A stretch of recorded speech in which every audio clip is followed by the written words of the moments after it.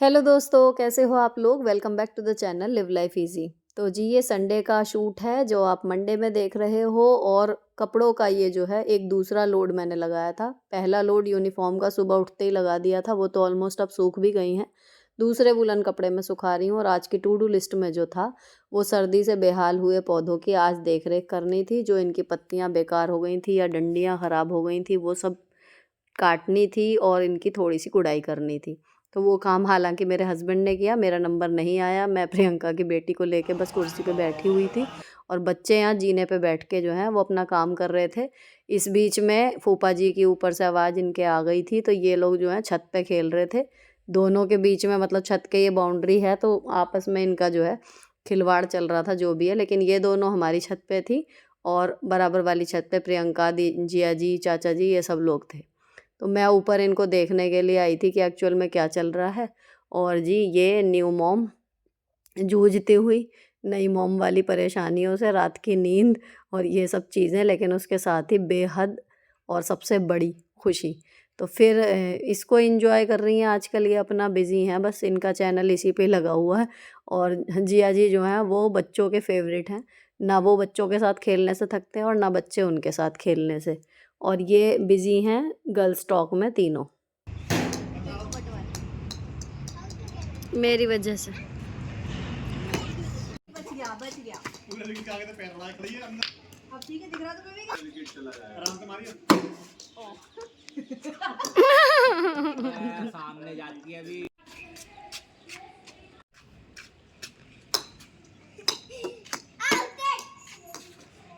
कहाँ से आउटलेट बच गया।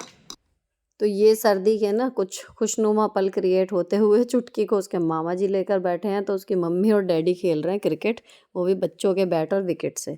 खैर अभी मैं सर दर्द की ना गोली खा के ही ऊपर गई थी, खाना वगैरह खा के, तब थोड़ा कम हो गया था। अब मैं नीचे आई तो फिर इनको जो ये जीने पे बैठ के काम कर रही थी ना, जो मैं आपको बता रही थी अभी, अब वो मुझे चेक करना था। तो अगर नहीं होता इस टाइम पे मेरा सिर दर्द अभी तक भी ठीक, तो मेरे हस्बैंड देख लेते, लेकिन अब मुझे ठीक लग रहा था तो फिर मैंने देख लिया। अच्छा, संडे स्पेशल होते क्या काम है, मेनली वीकली लॉन्ड्री जो भी रह जाती है तो वो मैं अब जल्दी जल्दी धोती हूँ तो कम होती है। और दूसरा रहता है ऊपर की क्लीनिंग, वो अब मेड लगा लिया तो वो कर देती हैं।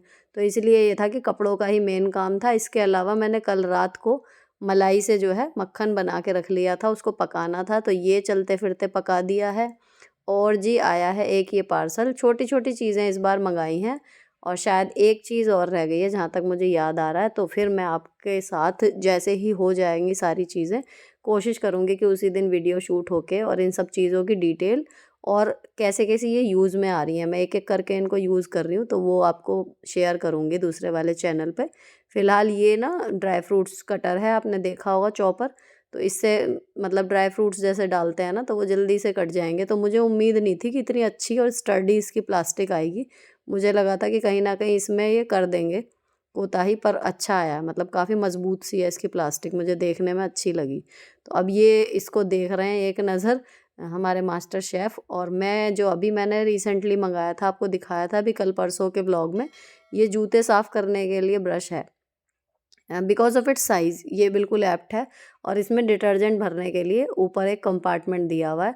जो इसमें कमी है ना, ये जो इसकी रबड़ की डाट सी है, ये इतनी आसानी से नहीं लग रही और इसके चक्कर में मतलब उलझे से रह जाओ। लेकिन अच्छी बात यह है कि अगर आप इसे नहीं भी लगाओ तो ये काम बिल्कुल बढ़िया तरीके से कर रहा है। और एक बार अगर ये फिक्स हो जाती है तो फिर ठीक से हो जाती है, लेकिन स्टार्टिंग में थोड़ा सा करना पड़ता है। अब जो इसका साइज़ है ना, जो ब्रश का, उससे जूते इतने ईज़िली साफ़ हुए, मतलब आज इसको करा है। और दूसरी अच्छी चीज़ क्या है कि आपको पूरे जूते बिल्कुल डुबो के धोने की ज़रूरत नहीं पड़ रही।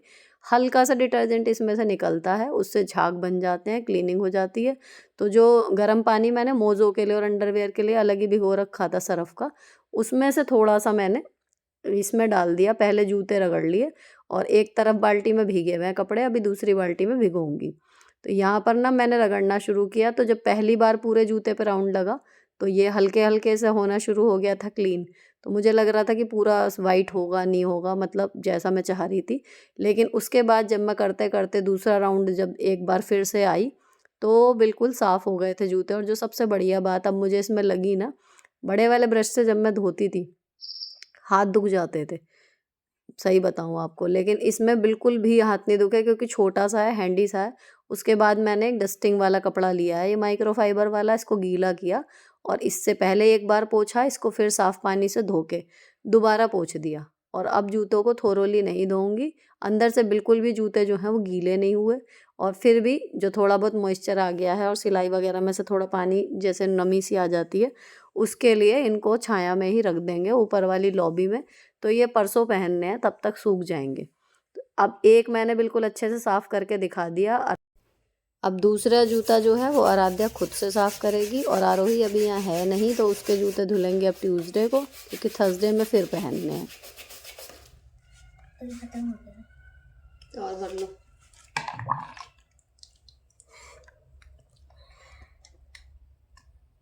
अब इधर इतने ये अपना जूता साफ़ कर रही थी आराध्या, तो इतने जो कपड़े भीगे हुए थे जूते और अंडरवियर वगैरह वो सब मैं धो रही हूँ और ये बना रहे क्लिपिंग। देखा सही चीज।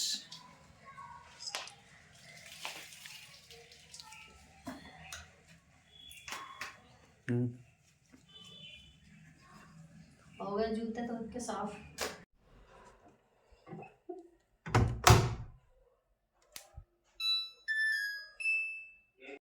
अब जब सारे कपड़े धुल गए थे तो उनको अच्छे से पानी में से रिंस कर दिया और मशीन में ड्रेन के लिए लगा दिए हैं। तो 14 मिनट का ये है, तो 14 से 20 मिनट 25 मिनट जो है वो मैं कर लूँगी आयरन। यहाँ मैंने पानी डाल के सारा वाइपर मार दिया था और अब मैं आयरन करने के लिए जा रही हूँ। तो टेबल पे इन्होंने, जब मैं 3-4 दिन प्रेस नहीं करती ना, तो ये वापस उस पर कब्जा जमा लेती हैं और सारा सामान अपना रख देती हैं। तो आराध्या ने थोड़ा सा एक किनारे कर दिया, बस उसको मैंने हटाया और उसके बाद अब मैंने आयरन करनी शुरू कर दी। तो इनकी 3 कमीज़ें हैं अभी और एक जीन्स है जो मुझे प्रेस करके रखनी है।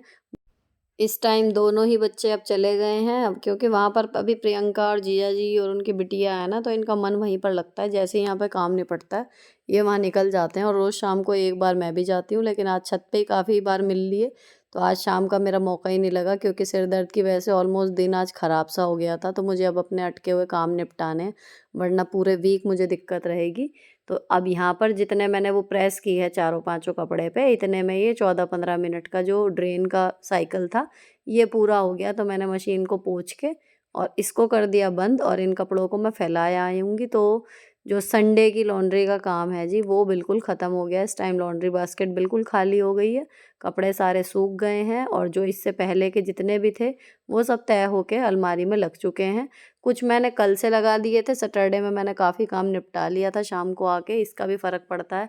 लेकिन वो आपके साथ इसलिए शेयर नहीं हुआ क्योंकि उस दिन आओ बहन बातें करे वाला आ गया। तो कल मैंने सैटरडे वाले दिन शाम से काफ़ी काम वहाँ से आके ट्रेनिंग में से निपटा लिया था। मलाई निकालने का या फिर किचन की इसमें फ्रिज वगैरह साफ़ कर लिया था। तो वो सब मैंने शूट नहीं किया क्योंकि फिर शूट हो जाता है, लेकिन लंबे ब्लॉग एडिट करना मेरे लिए फिर एक और टाइम कंज्यूमिंग टास्क रहता है ना, तो मैं उसी हिसाब से प्लान करती हूँ कि आज शूट करना है या नहीं करना। अब ये घी पलट दिया था और अब मैं बैठ के थोड़ी देर पीऊँगी पानी। अभी थोड़ा सा टाइम है दोबारा काम करने में। इतने फिर मैं पानी वगैरह पी के मैं आ गई थी बेडरूम में। वीकली टास्क में एक टास्क ये भी रहता है, तो जो मेरी ये ड्रेसिंग टेबल की ड्रॉअर है जिसमें मेरा डेली का मेकअप रहता है, इसमें ये लिप लाइनर और आईब्रो पेंसिल जो है वो हफ्ते या 10 दिन में ब्लंट सी हो जाती है। इसको शार्प करके रखना होता है ताकि सुबह जो है वो फटाफट से स्ट्रोक लगें, टाइम ना लगे। दूसरी चीज़, इसमें अगर कोई सामान इधर उधर लुढ़क जाता है, गिर जाता है, सेटिंग ख़राब हो गई है, तो उनको ठीक से रख देती हूँ। तो ये ड्रॉअर जो है ऐसी रहती है कि रोज़ ही यूज़ होती है। अगर चीज़ें जगह पर हों तो 5 मिनट में ही जितना मैं करके जाती हूँ स्कूल में उतना मेकअप हो जाता है, अदरवाइज़ आप सामान ढूंढते ही रह जाओगे, ये होता है। और आज बहुत दिन हो गए थे मैंने नेल पेंट नहीं लगाई थी, तो एक काम मैंने ये किया। बाकी सिर दर्द की वजह से जो छूट गया वो था, आज मुझे मशीन रखनी थी, 2-3 ऑल्ट्रेशन के काम थे जो मैं चाहती थी कि मैं आज करूँ, वो नहीं कर पाई। तो देखते हैं वो इस वीक में अब कब दोबारा चांस लगता है। फ़िलहाल नेल पेंट लग गई तो एक बार एक पूरा कोट लग जाएगा, उसके बाद दूसरा कोट लगाऊंगी और उसके बाद खाने में बनेगा आज आलू मटर टमाटर। आने वाले हफ्ते में जो बच्चों के टेस्ट चल रहे हैं वो तो पार्ट ऑफ द रूटीन है, बाकी मैं स्कूल में अकेली रहने वाली हूँ, ये एक अलग चीज़ है। और तीसरी चीज़ है इम्पॉर्टेंट, जो वसंत पंचमी पड़ेगी।